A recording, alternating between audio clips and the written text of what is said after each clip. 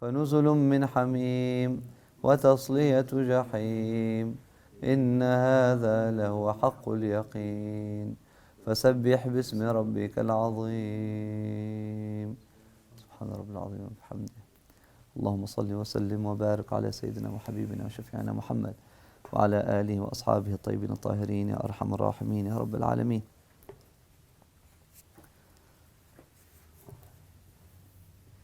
We pray that Allah subhanahu wa ta'ala increase us in yaqeen by the barakah of Surah Al-Waqi'ah. Ameen ya Arham Ar-Rahmin ya Rabbil Alameen.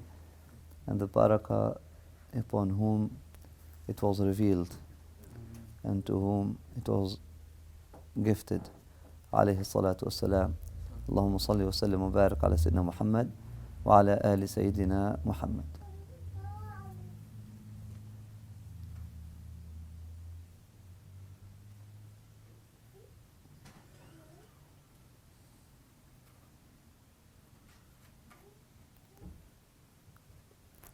And he says in the earliest scriptures we find these words attributed to Allah subhanahu wa ta'ala.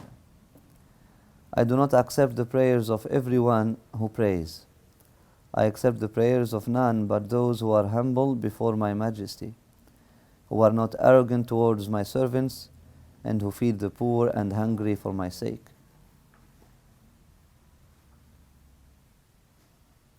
I do not accept, or I do not receive, or I do not allow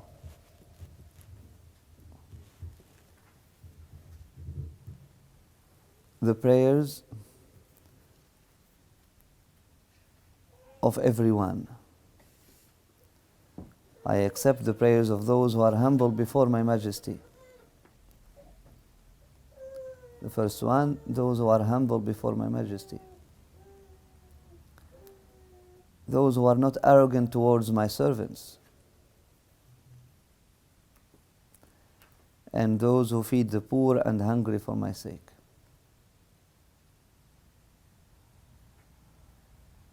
This is in the earlier scriptures, and the earlier scriptures were quoted or summarized sometimes with the meaning only, sometimes with the meaning and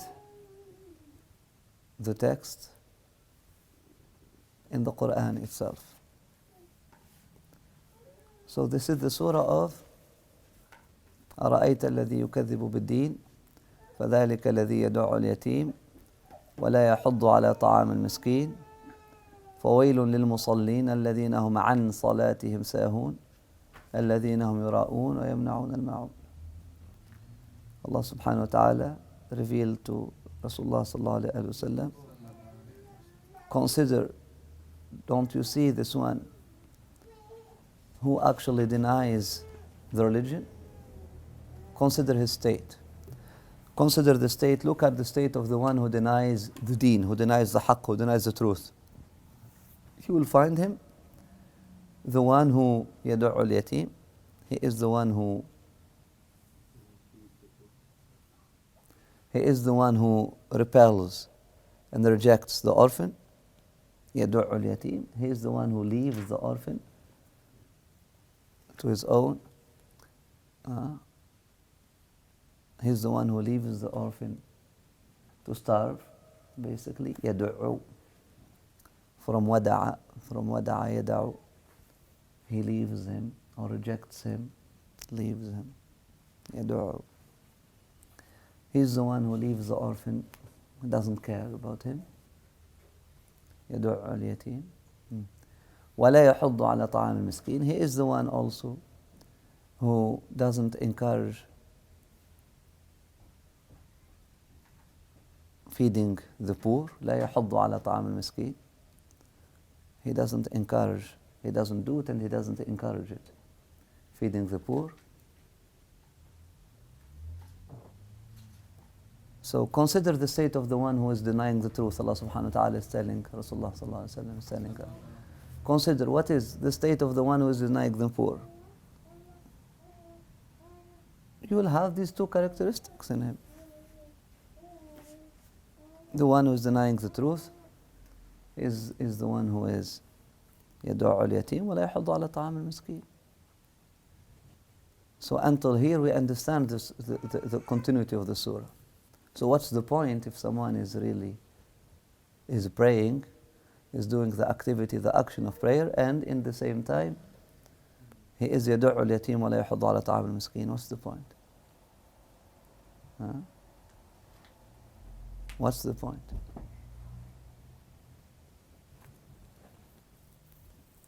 This one هو عن صلاته ساهي. These people are عن صلاتهم ساهون. So if some people are praying, they do the actions of the salah, they do the actions of the deen, but their behavior and their state reveals the state of those who are making takdhib of the deen. What's the point? وَيْلٌ لِلْمُصَلِّينَ. After that's why we have immediately after that فَوَيْلٌ لِلْمُصَلِّينَ الَّذِينَ هُمْ عَنْ صَلَاتِهِمْ سَاهُونَ الَّذِينَ هُمْ يُرَاءُونَ وَيَمْنَعُونَ الْمَاعُونَ. So warn those who are praying but they are oblivious or they are neglecting the purpose of their prayer. Warn those who are doing the action of the prayer, they are musallin, but they are not aware of the purpose of their salat.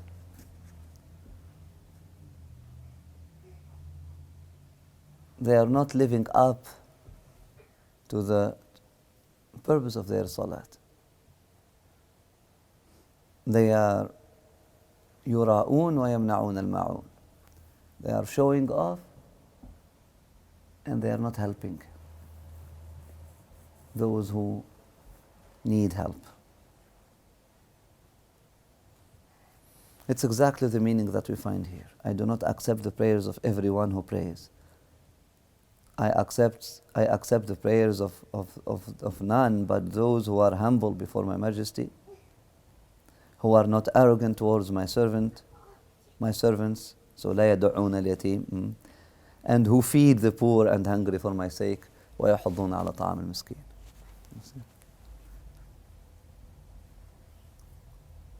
And because these two characteristics are connected to the salat. So Surah Al-Ra'ayta is telling us, consider the state of the one who actually denies the truth, who actually denies and rejects the deen. يُكَذِّبُ بِالدِّينِ. Isn't he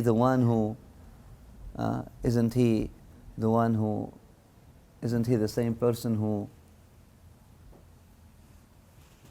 leaves the orphan or neglects the orphan or doesn't care about the orphan or rejects the orphan and doesn't feed the poor and doesn't encourage feeding the poor? So then what's the point of praying if you are neglecting the purpose of your prayer, if you are not caring for your prayer itself? Because Allah subhanahu wa ta'ala is telling you, I do not accept the salat. The shape of it is coming from a body of musalli, but the heart is it's exactly the same paradigm, the same way, the same as the one who is denying the truth. So there is connection between khushu' and taking care of people and being humble and being gentle and being soft and being loving with the servants of Allah subhanahu wa ta'ala, and feeding the poor. When Rasulullah sallallahu alayhi wa sallam entered Medina, he gave them also these messages connected. He said, أيها الناس أطعموا الطعام, and that's feeding the poor.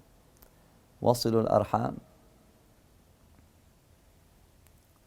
وأفشوا السلام, and connect, أصلوا الأرحام, do not be arrogant. وأفشوا السلام, also do not be arrogant. Spread peace. Be those who say Assalamu alaikum, Assalamu alaikum, Assalamu alaikum all the time. أفشوا السلام.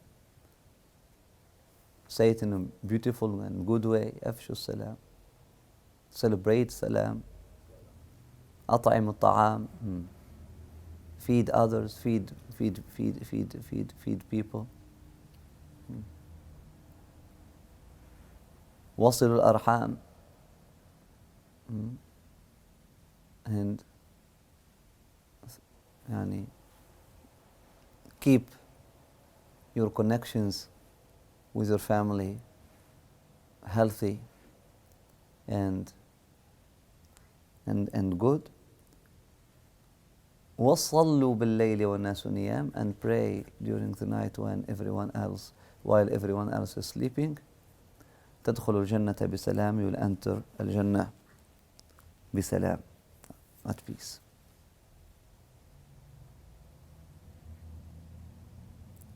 And Rasulullah sallallahu alaihi wasallam, as translated, said, ritual prayer was made obligatory. Pilgrimage and circumambulation were ordained, and the rites of sacrifice were instituted, all for the purpose of ensuring remembrance of Allah. Exalted is He. If your heart is devoid of awe and reverence for the one remembered, who is the aim and the goal, what is your remembrance worth?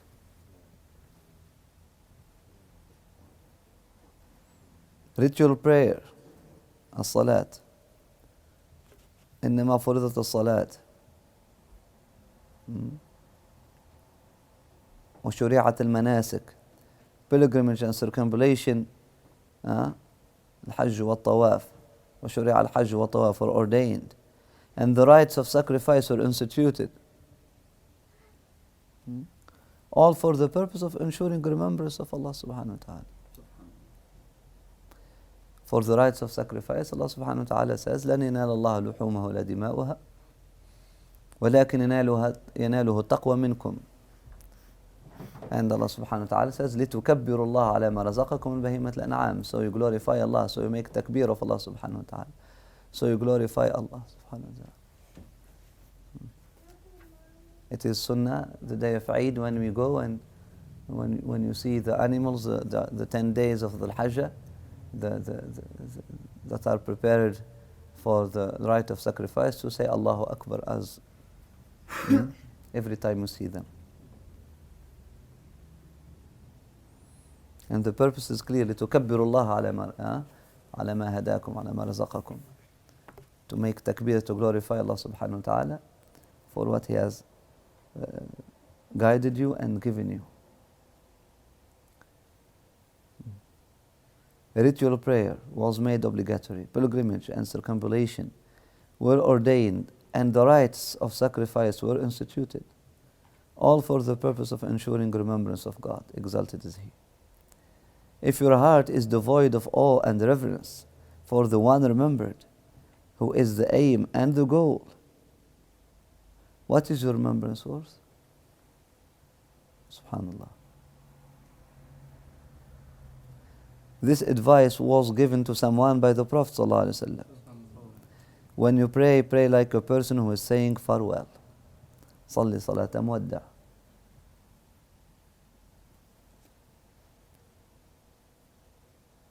It means saying farewell to himself, to his passions and to his life, before setting off on the journey to his Lord. As God, exalted is He, says, O man, you labor towards your Lord laboriously, and you shall meet Him. يا أيها الإنسان إنك كادح لربك كدحا فملاقيه.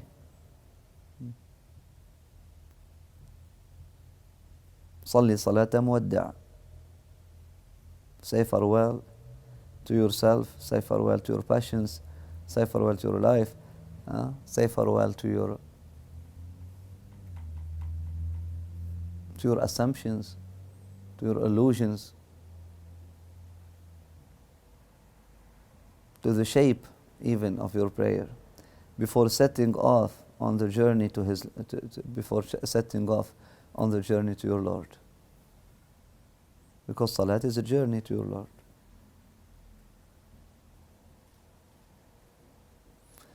The ritual prayer is to celebrate being in the journey. It's to celebrate that journey.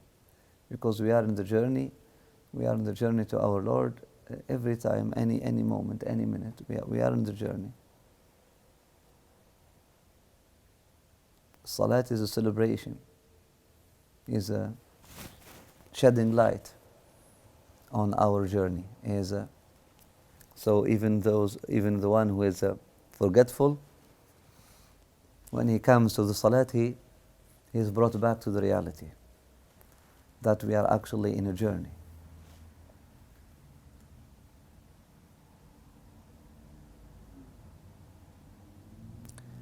The Exalted One also says, be aware of God, for it is God who teaches you. وَاتَّقُوا اللَّهَ وَيُعَلِّمُكُمُ اللَّهُ. Or seek God, and God will teach you. As long as you are seeking Him, you are not seeking anything else, and that's the meaning when you say seek God. Seek Him, do not seek other things.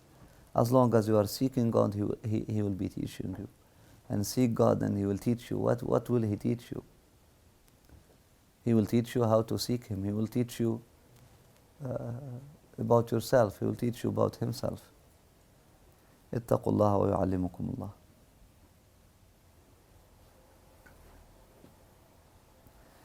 And Allah subhanahu wa ta'ala says also, as translated, be aware of God and know that you are going to meet Him. وَاتَّقُوا اللَّهَ وَاعْلَمُوا أَنَّكُمْ مُلَاقُوهُ. Be aware of God, or seek God and know that you are going to meet Him. وَاتَّقُوا اللَّهَ وَاعْلَمُوا أَنَّكُمْ مُلَاقُوهُ. So the Urfi translation, the translation that became more common, doesn't mean that it is the best, but the translation that it is well spread, and it has some of the truth in it. So another translation is fear God and know that you are going to meet Him. That's the most common translation. And there is another translation, be aware of God, or be conscious of God, or be mindful of God, and know that you are going to meet Him. But also, and seek God, wattaqullah, and seek God, and know that you are going to meet Him. Whether you seek Him or you do not seek Him, you are going to meet Him.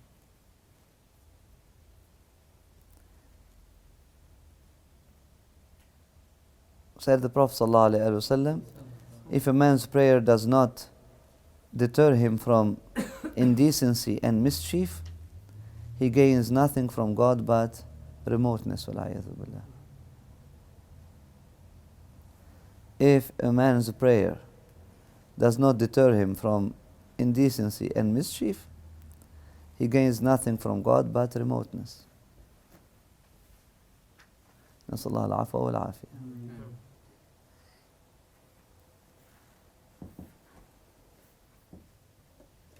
I mean, I go to visit my mother. And I'm giving her 1 day per week, or 2 days per week, or 3 days per week. And now I go to visit my mother. I go there and I just sit on the couch and keep watching TV all the time.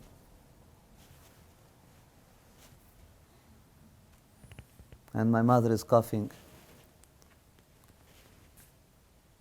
I don't even move to bring her some water.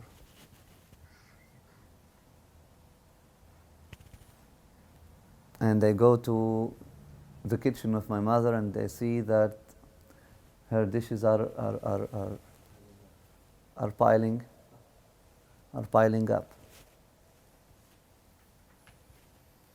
I just put an extra dish on them and leave it. Leave them like that. And I open the fridge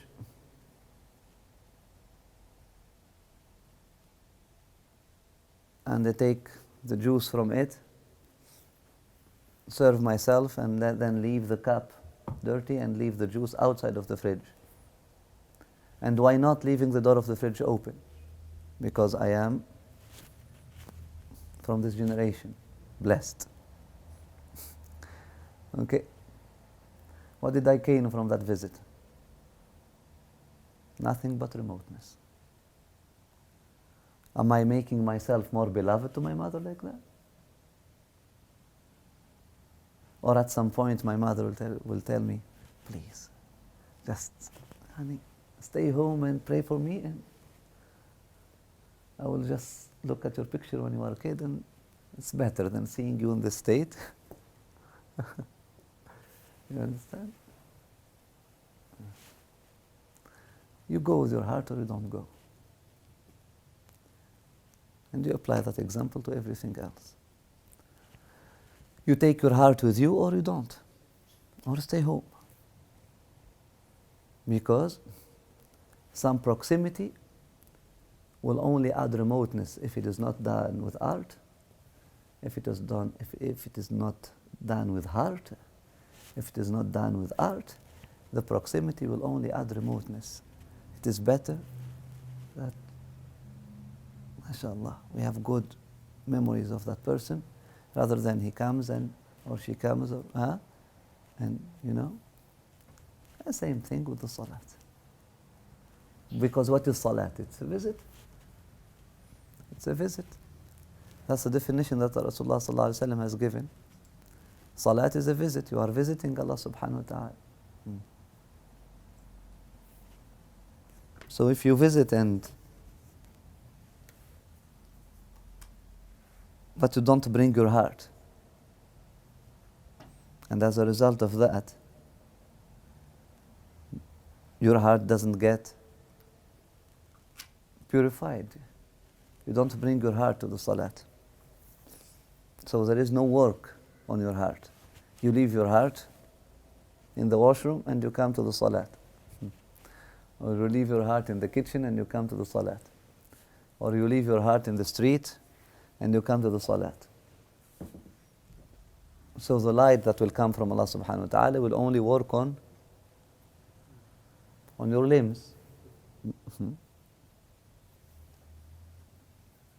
And the heart is not taking anything. As a result of that, the heart won't get purified. As a result of that, that person will keep doing the same mistakes because he did not bring his heart. So he will keep indecent, he will keep doing indecency and mischief. So the salat did not give him the result that it was supposed to give to someone who is musalli. That's a sign, Rasulullah sallallahu alaihi wasallam is telling us, that's a sign that that person only gained remoteness from his salat. هذه علامة. لبيك. Distance.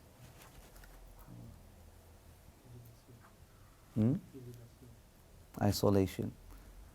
Distance and isolation. Remote control. Contrôle à distance. فما ازداد من الله إلا بعدا والعياذ بالله.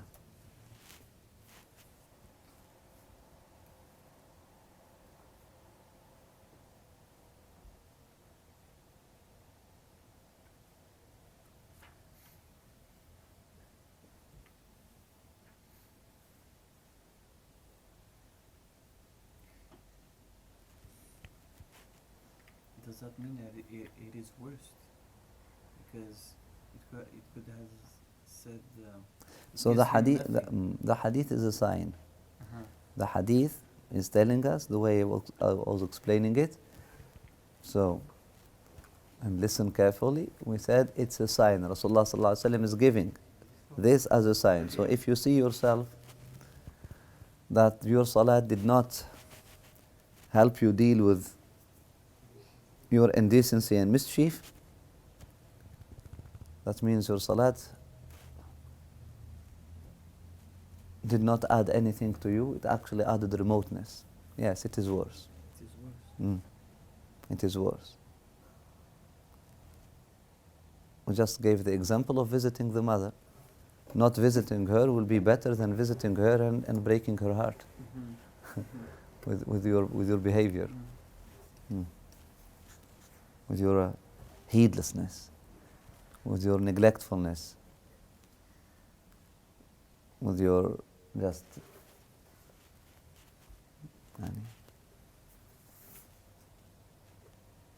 not feeling for her.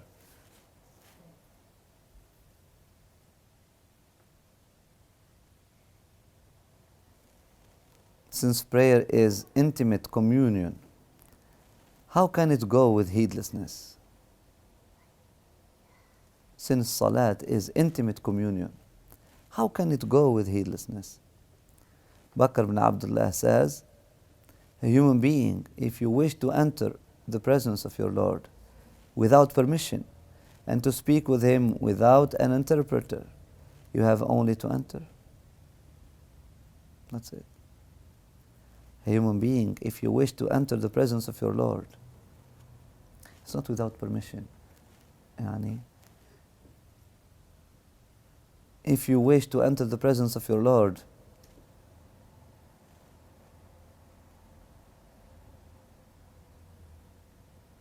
without wasita, without consulting people, permission is al-idhn. It's not permission here.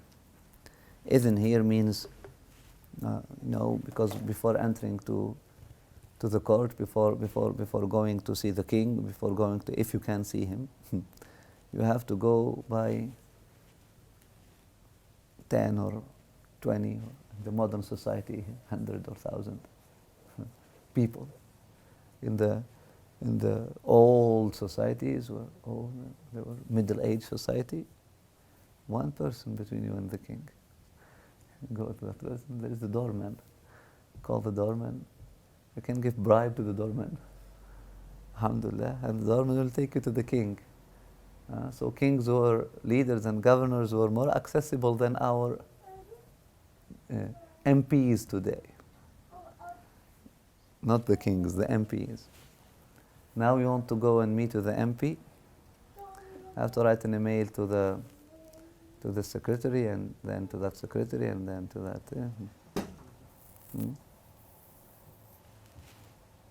And one after the other. Endless cycle of obstacles. So that's the meaning of idhn. Idhn means asking someone to let you enter. So he says, if you want to enter, if you wish to enter the presence of your Lord, the hadra of your Lord, without asking anyone for permission, and to speak with Him, with your Lord, without asking anyone to to translate for you, to do interpretation for you, you have only to enter. You have only to enter.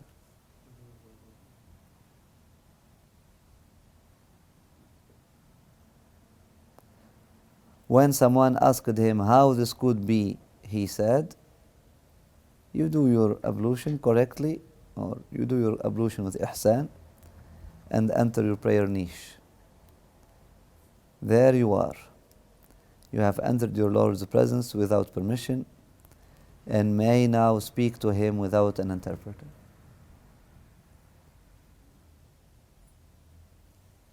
You do your wudu with ihsan, tuhsin al-wudu, and enter your prayer niche, your mihrab, or your khalwa.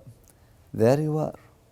You have entered your Lord's presence without permission, or without asking anyone's permission, and may now speak to him without an interpreter. It couldn't be without permission like that. It's bad. Without asking for permission, without asking anyone else for permission. That's the meaning.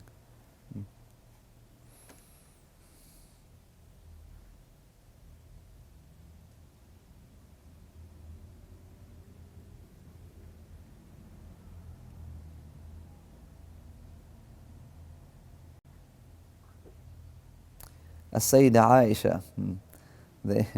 They translated her Sayyida Aisha. Sometimes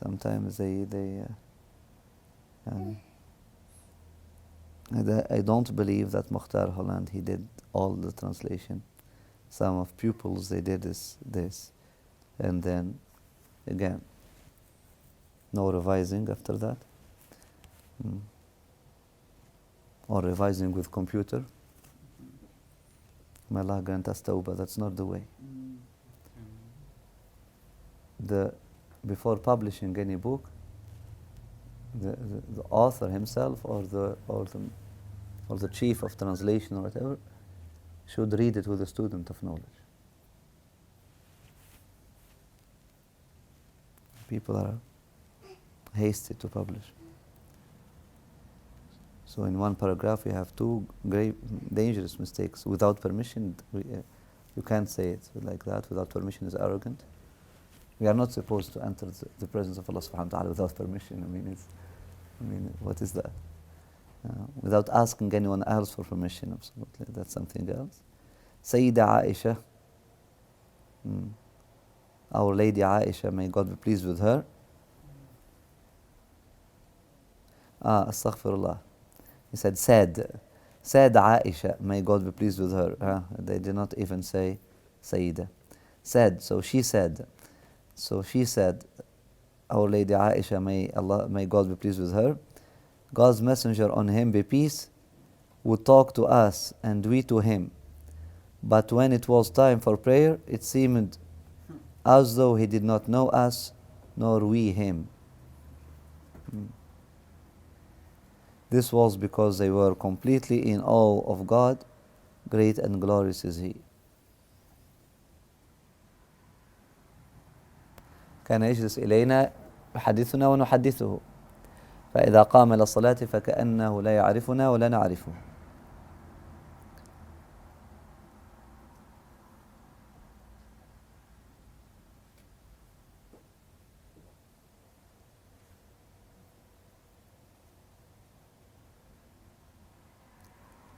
And that's because of the presence of his heart in the salat. Some people, they go only with their body to the salat. He is going to the salat and he's still laughing, he's still joking. During the iqam of salat, he's still joking. Saying salam to each other during the salat itself. They are having iqamat salat and assalamu alaikum, how are you? Allahu Akbar.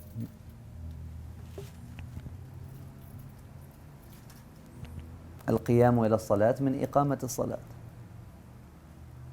Your attitude when you stand for the salat, the attitude you have and you cultivate when you are standing for the salat and when you are going to the salat, your preparation for the salat is part of the iqamah of the salat. It's part of the iqamah of the salat. It's part of the establishment of that salat. If you want your salat to be living, if you want your salat to be really a salat, then you have to start early. And Salihin, we've seen them. May Allah subhanahu wa ta'ala give us tawfiq to follow them. Yani, between the wudu and takbirat al-ihram, they do not talk to anybody. What's the point then, making wudu? Is it just to get some water, to splash some water in your face? Between the wudu and takbirat al-ihram, they talk to nobody. They make their wudu, after that they make the dua, after that they go and they make the the 2 rak'at of Sunnatul Wudu, and then another 2 rak'at, and then they sit facing the Qibla until the Imam, until the Iqam of the Salat actually happens, and when the Iqam of the Salat starts, khalas, they stand after the Salat immediately. They did not talk to anyone. It's an i'tikaf between the wudu and the Salat. They did not talk to anyone. Subhanallah. And try to do it, you will see the quality of your Salat. Try to do it once you... Today, the one who calls for adhan, he calls for adhan and then he goes and laughs and jokes. So if the caller is that ghafil, is that heedless, how about the called one? If the one who is calling others is like that, how about those who are called?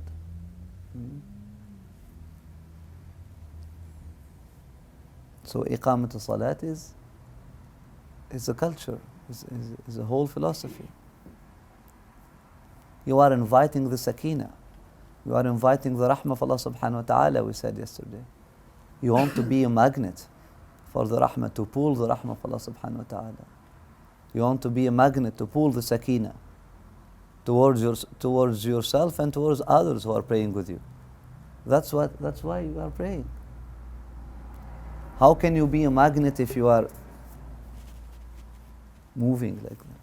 That's why during the salat itself we need to be in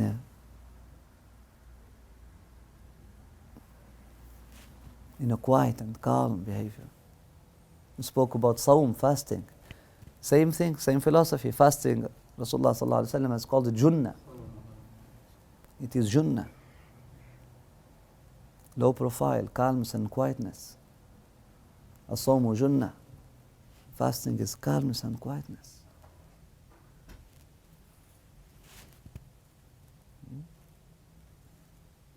Because through that low profile, through that calmness and quietness, and you are inviting the rahmah of Allah subhanahu wa ta'ala, you are inviting the angels, you are inviting the sakina.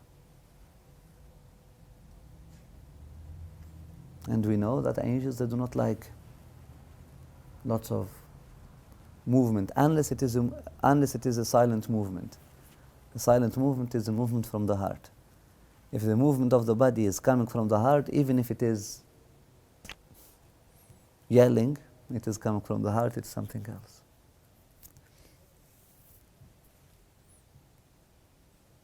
Even if it is crying and weeping, if it is coming from the heart, it is something else. Actually, you feel sakina sometimes when someone is ajib. You go to a khutbah, and the imam is really, if he is abd min ibadallah, if he is someone who is abd salih, the imam is really yelling. And don't feel disturbed. The more he yells, the more sakina you feel. The more he shouts, the more sakina you feel. Why? Because it's not about the form, because he's coming, it's the heart that is talking, and because the heart is speaking that loud, so even the deaf hearts, they get to hear something. Even the hearts which are deaf, they get to hear something.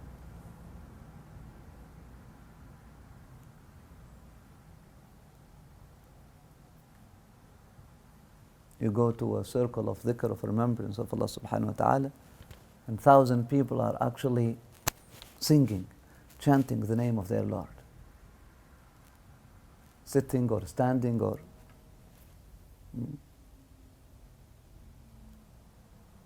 And you feel there is a strong magnet, you feel that. Because they are making dhikr from the heart. It takes one person who doesn't do it from his heart to repel everything away. Repel the rahmah.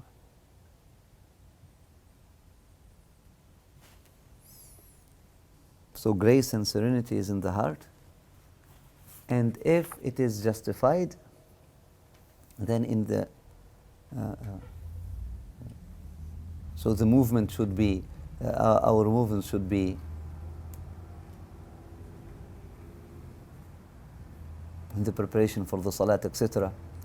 And in our attitude and our behavior should be as quiet as as possible, as graceful as possible, unless if it is justified by a hal, by a state of the heart, by a good hal of the heart, that's something else.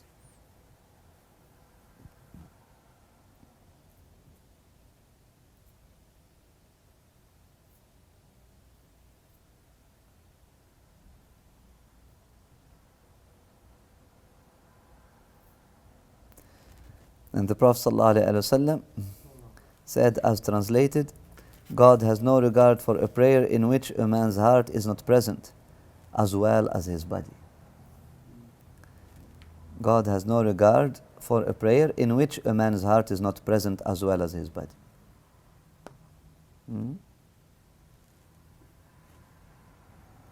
God has no regard for a prayer in which a man's heart is not present, as well as his body. So it's not about the body, it is about the heart. Bring your heart. Bring your heart. Bring your heart. If you bring your body alone and you don't bring your heart, it will be felt. Go and meet your beloved one, Saint Valentin or whatever you call it. You go and you dress and Bismillah.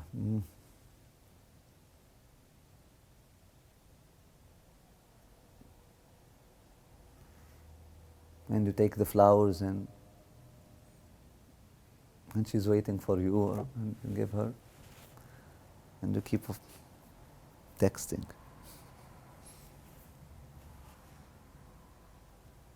Many people, they do that today. You know, the percentage of divorces because of texting, not because he texted her or she texted him. That's another problem too. He texts and she texts and there is lack of communication. But no, they are sitting around the same table, and he's on his device and she's on her device.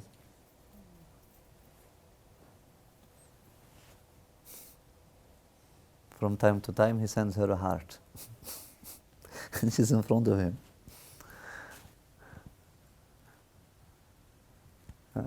From time to time. Ajib.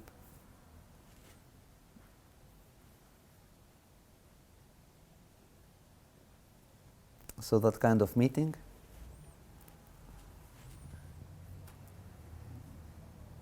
being far away is better than having that kind of meeting. People before, they used to send one letter per month, or 4 letters during the year, full with love, full with adab, full with etiquette, to their family or to their teachers, etc. Inshallah. People today, they texting. He sends at least 50 texts to his wife per day, and it's all like, "What's up? Yo." And there is no really hanan and depth and heart in it. So how about now if he goes in his pyjama to meet with his, or he goes just in, it's clear he did not bring his heart. We need to bring our heart with us in the salat and in the hadra of Allah subhanahu wa ta'ala.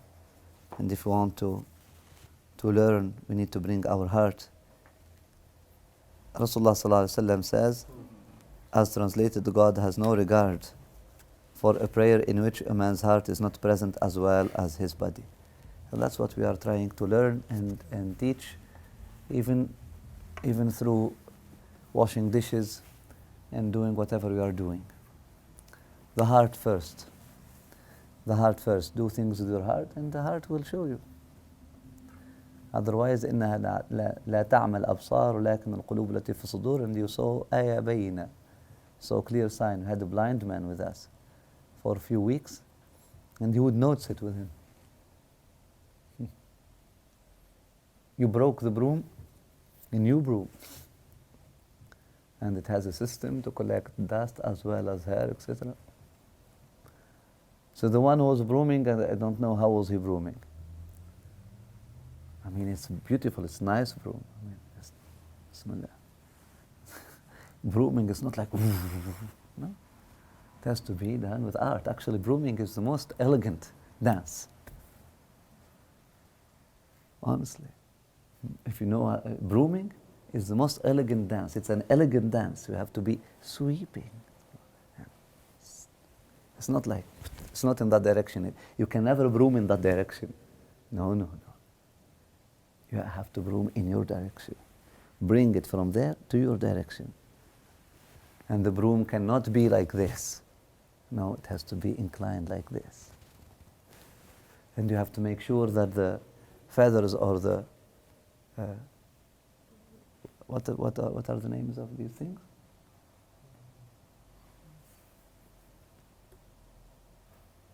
Let us call them feathers, because originally it was made of feather. They do not get broken. Otherwise it will be, what are you doing? And you do it. You do it. Bismillah. Bismillah. Bismillah. Bismillah. طيب. So the one who was brooming, apparently he was like in the 4 directions. He broke it. You broke. طيب. One piece was left. 1 day, 2 days, 3 days, it was left there.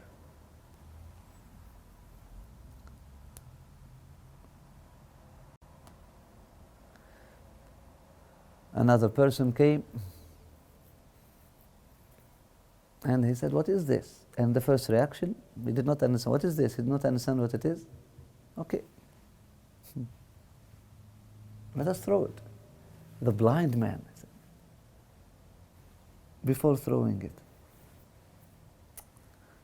this is not something that you can throw. It's not something that you can throw away. It must be for something fine. For what? It must be useful. And it's not something like a blind man, just sensing the material. Huh? What's the difference? He has his heart. Was here. Why the lights are on? Why all the lights are on? Why this? Tell the brothers to not put splash water like that. Why this? He comes with his heart. Someone else comes. He takes a bath. The towel was around his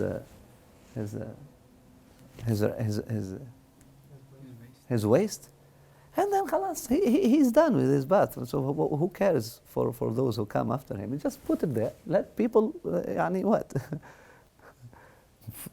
Wet towel there. Let people what?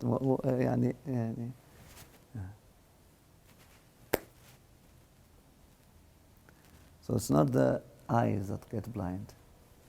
May Allah subhanahu wa ta'ala awaken our hearts. These things are very, very important. These things are very, very, very important. And there is no chance for us to move in our deen and in our path to Allah subhanahu wa ta'ala if we do not correct that behavior, if we do not awaken our hearts and feel. Because carelessness and neglectfulness cannot be behavior of someone who is seeking Allah's pleasure. Mustahil. I mean, what is the path? The path is going in the details. From the bigger to the smaller, to the smaller, to the smaller, to the smaller, until you go to the unseen.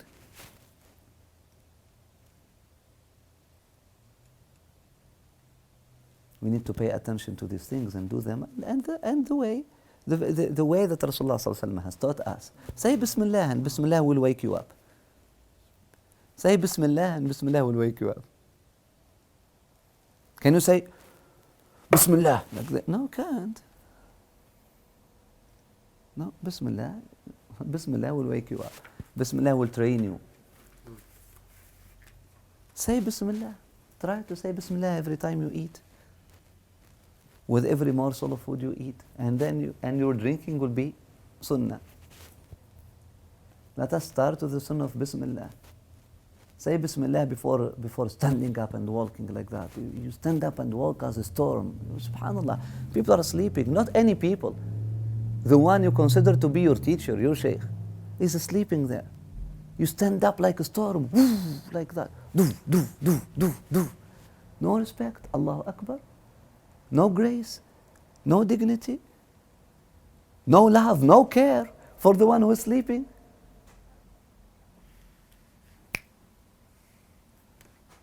Say Bismillah. So if we will stand up with Bismillah ar-Rahman ar-Rahim, Ya Rabbi, Bismillah ya Kareem, you will know how to walk. You will know how it will guide your footsteps, that Bismillah.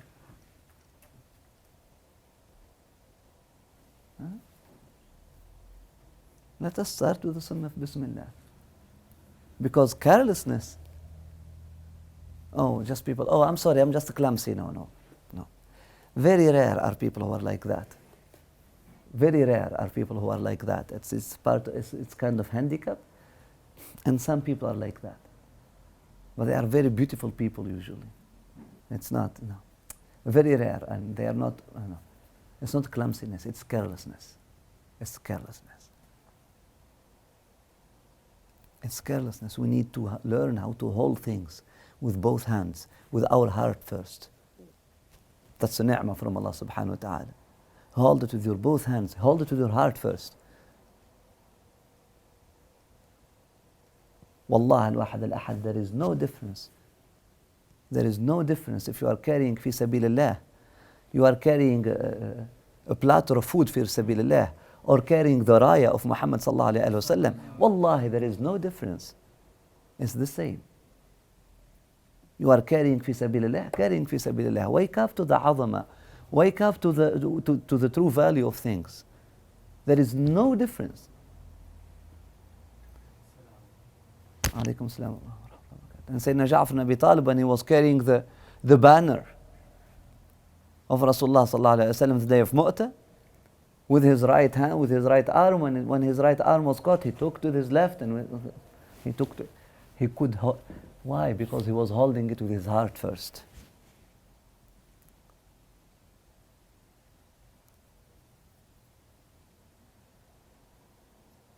Wake up to the true value of things.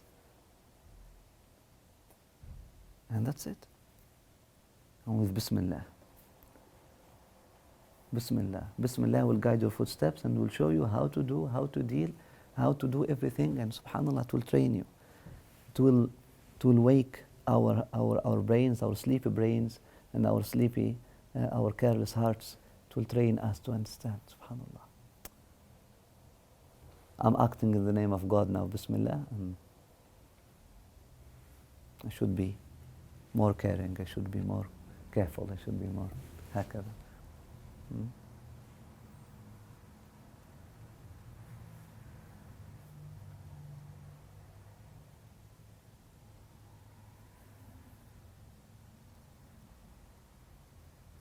And may Allah subhanahu wa ta'ala give us tawfiq, inshallah. May we grow, inshallah, in His light. May we grow together in His light, inshallah. May we grow in His light, inshallah. Allahumma salli wa sallam wa barak ala sayyidina habibina shayyina Muhammad wa ala alihi wa ashabihi tayyibin tahirin. Al-Fatiha.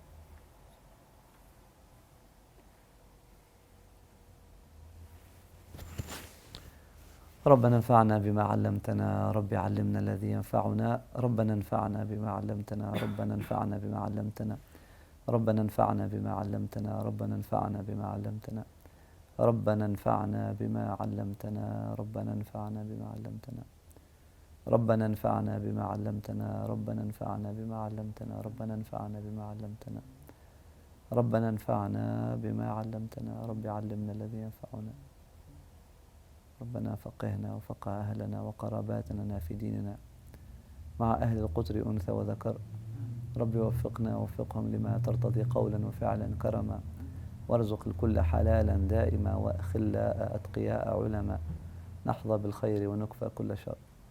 ربنا واصلح لنا كل شؤون وأقر برضا منك العيون واقض عنا ربنا كل الديون قبل أن تأتينا رسل المنون واغفر استر أنت أكرم من ستر. وصلاة الله تغشى المصطفى من إلى الحق دعانا والوفاء بكتاب فيه للناس شفاء وعلى الآل الكرام الشرفاء وعلى الصحب المصابيح الغرر. اللهم اهدنا بهداك ولا تولنا وليا سواك ولا تجعلنا من خالف أمرك وعصاك. وصلى الله على سيدنا محمد وعلى آله وصحبه الطيبين الطاهرين. الفاتحة.